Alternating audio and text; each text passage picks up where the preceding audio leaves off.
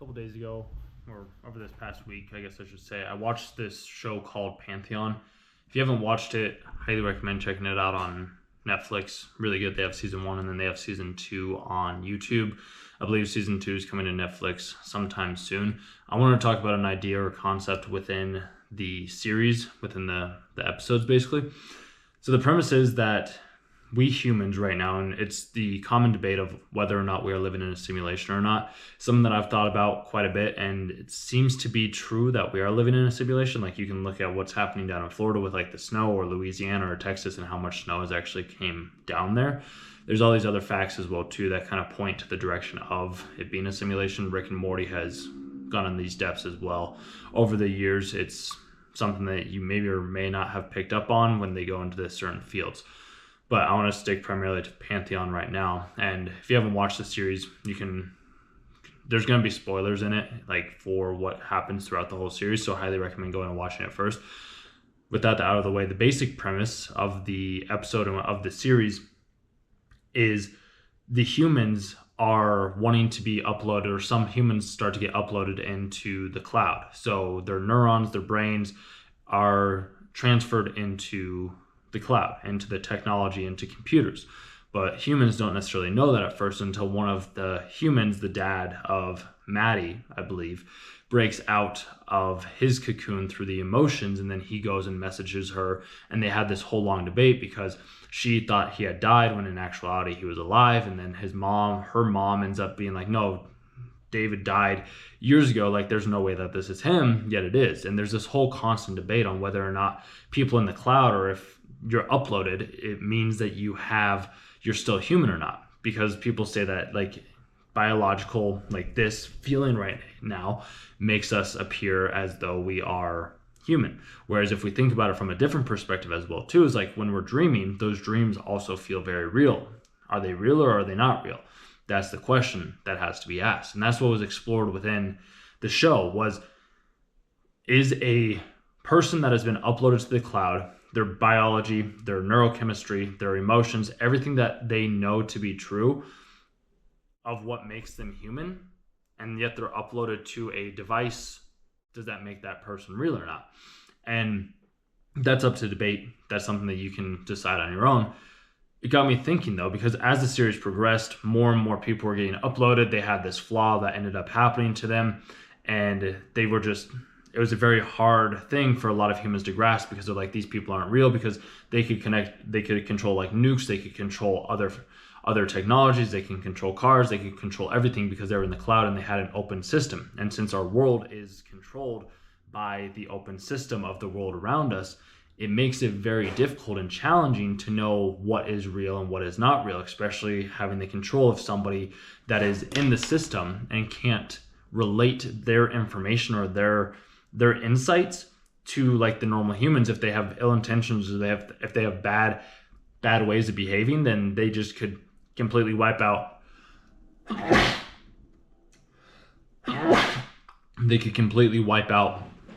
the whole world.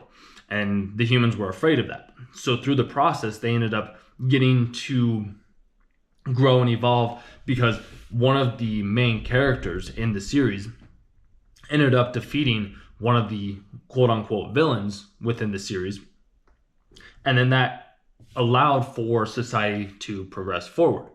And as society started to progress forward, years passed, decades passed, more people got uploaded to the cloud, because if something's meant to happen, it's always going to happen regardless of what people do or do not want. And everybody has a say on what is right and what is incorrect. People want to push their ideas and beliefs and ideologies onto you, which in actuality, you have to question for yourself. Is this something that you want, or is this something that other people have told you that you needed to want and or desire? Because if you say wanted to upload to the cloud, you would have every right to do that as much as anybody else is once you reach a certain age. Because a lot of times when we are younger, at least from my own perspective, we don't always make the clearest judgments, because we don't know who we are. Most of the time people don't even know who they are as they get older, but that's a whole different conversations for a different day. As season 2 progresses, we start to learn that more and more people decided to become UIs, universal intelligence is what it was called compared to AIs, even though in season 1, the humans decided to implement an AI into the system to be able to destroy all other UIs because of the disasters that they could cause.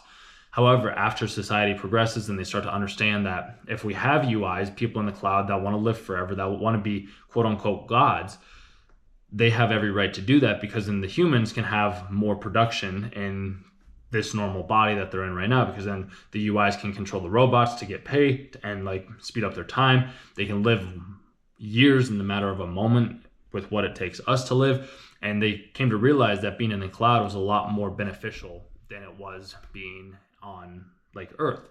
And that's where the question arises, is how do we know that that person that is on Earth is not doing that same thing that is in the cloud right now? That's something that I'd like to have an open discussion about, that, because who's to know what is, like, maybe we are moving at supersonic speeds like they were in this series, or maybe we're underclocking and we're deciding to take back and rest. Like, how are we processing our computers?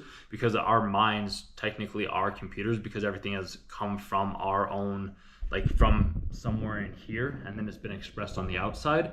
So that's just something to keep in mind as well. And then this is the part that trips me out. And I know it took me a little while to get to this, but I wanted to make sure that people that had watched the series kind of had a little bit of background before I dive into this. Once one of the main characters ends up dying, the AI characters end up coming in and saying something to him. Caspian says something to Maddie about like 1,117,000 years, 526 days or something like that, or years. I can't remember the exact number off the top of my head, but it was right around 120,000 years. And Maddie, she ends up uploading herself to the cloud as well too, and she decides to go out into space and create like her own energy system, because Earth didn't have enough energy to be able to produce and create the world around us. So she had to create her own ecosystem, her own universe, using the power of a star to harness all of the universes and the computations of every single being, of every single component, of every single person that she wanted to have within her system, within her universe, within her matrix. You come to find out that she is God. She is the creator of all things. And that is the part that kind of gets a little confusing, because it's like there's a scene when one of the characters ends up coming back to one of the other characters and says these things, and Maddie already knew it because she was being the observer. And there's this concept in science around, if you are able to observe it, then you can know what it is. But if you aren't able to observe it, then it does not exist. And I talked about this, or maybe I didn't share this quite with you quite yet, but one of my buddies was asking me, does a bear shit in the woods?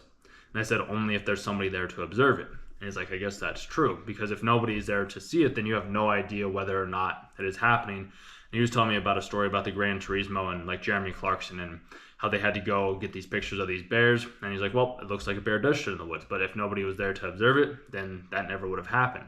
So we come to find out that Maddie had created this whole system, this whole scenario, to be able to change life in an instant. Like, she could move, she could transfer, she could move people, places, individuals in a matter of an instant. And it was all because she was the one that decided to observe and have that power. But at the end of the series, she decides to go back and forget everything and go back to the very beginning as to where it started, which that was the part that really fascinated me. It's that life is cyclical. They talked about this in Futurama as well. There's one of the very early episodes, or at least how the series ended, had that exact same thing about them just going back to the very beginning, because life is cyclical. We don't know when it begins, when it ends. This is our first time living this life, so how do we know what's going to happen? Yet there's always somebody observing us in some way, shape, or form. You're observing me right now. And I've even had experiences as well too, where I've been able to observe things at places that I'm not at physically, but I'm there spiritually, mentally, but not in my physical body.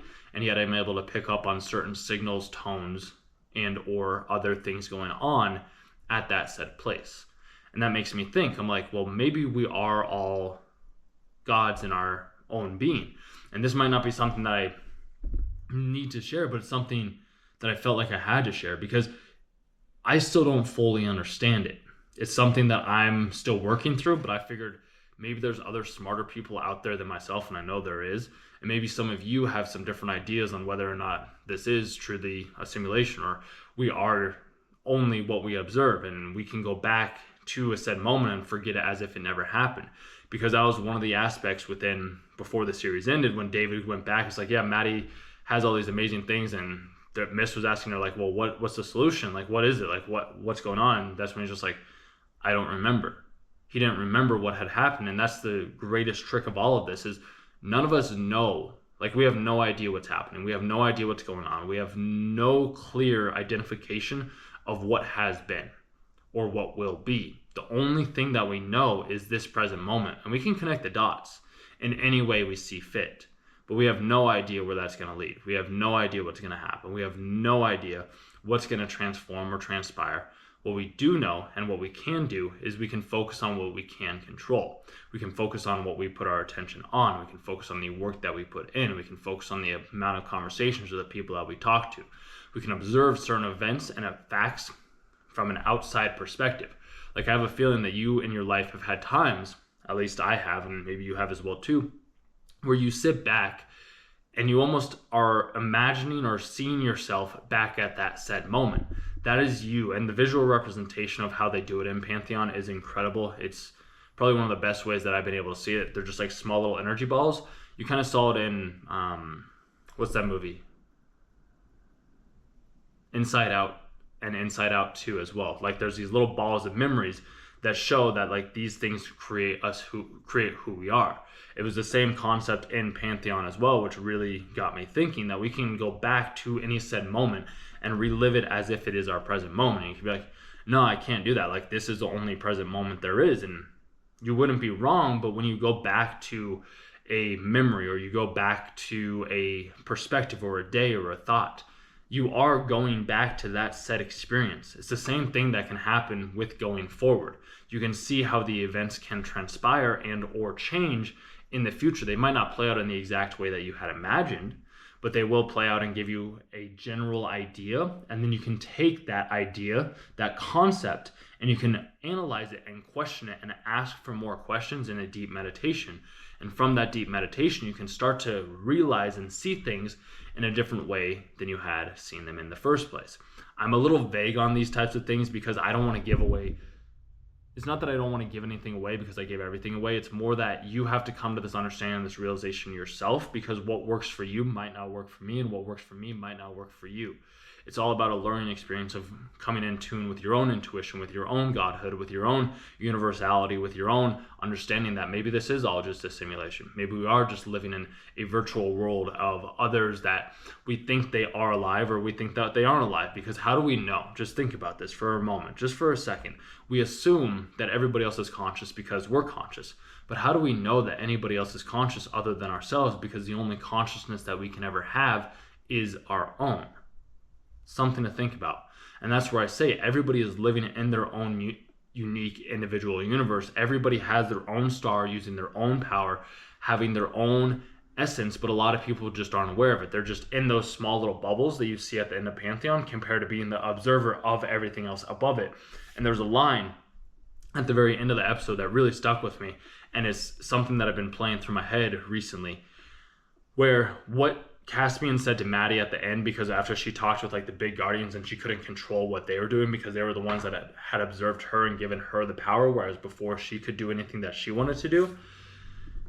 They're like, we're at the edge of the universe or something along those lines. And her and Caspian were looking, and he was asking her, like, so does that mean that like you're going to go back, like you're going to go find it? And she's like, maybe another Maddie will. Maybe the Maddie that's watching this right now will be the one that goes off and does that. But what I want to do is I want to go start over, never remember any of this again, and relive this moment over again and fall in love with you again over and over and over again. And I was like, interesting. So there is another version of her that would also be watching that version, and then another version watching that version, and another version watching that version till infinitum. Like there's no stop to how many observers there are within the observable range. Same thing within the Rick and Morty episode when they're having the back flashes of the observers. And then they're watching somebody that's like, well, who's observing this? And then there's another one. And then it's just like, well, who's observing that? And there's another one. There always has to be somebody observing the said thing. Otherwise, that thing does not exist. And you can always debate it. You can always say that, yes, it does exist, but as soon as you say that, then you are observing that said fact. If you don't observe it, then it does not exist in the first place. So you first have to be able to be consciously aware of the thing that you are observing. And through that process, then you can connect the dots and you can see things and you can ask the right questions. You can find out whatever it is that you need to find out. It's just, I was thinking about that. I journaled a lot about it the other day. And it confused me to no end. And it got me thinking so much that I was like, I need to explore this a little bit more. I need to see what this is about, because it tripped me out, dude. Like, it was absolutely crazy. It's just like, I didn't even know where to begin, because even that night, that's what I was saying. I had this other experience of me going somewhere where I wasn't actually at. I'm like, how does this work? So it's really amazing to see how if there's something to observe, it's going to go to infinitum. And it's just hard to kind of wrap our minds around, because our minds can only ever focus on one thing, but everything's always happening everywhere at once. That's why I'm such a big proponent, just like focusing on the things that you can focus on and then letting everything else fall into place from there. So if you made it to the end of the video, click that subscribe button, completely free. Share this video with anybody else that you want to explore the ideas of living in a simulation, or whether or not we are already maybe universal intelligence and we've been uploaded to the cloud and we just aren't necessarily aware of it. You can also like and give me your thoughts down below, as I would love to have a discussion in depth around these ideas and concepts, because it is something that I am very, very curious about, to learn more about and just kind of explore those ideas. So with that being said, I will chat with you in tomorrow's video, and I hope you have a good rest of your day. Talk soon.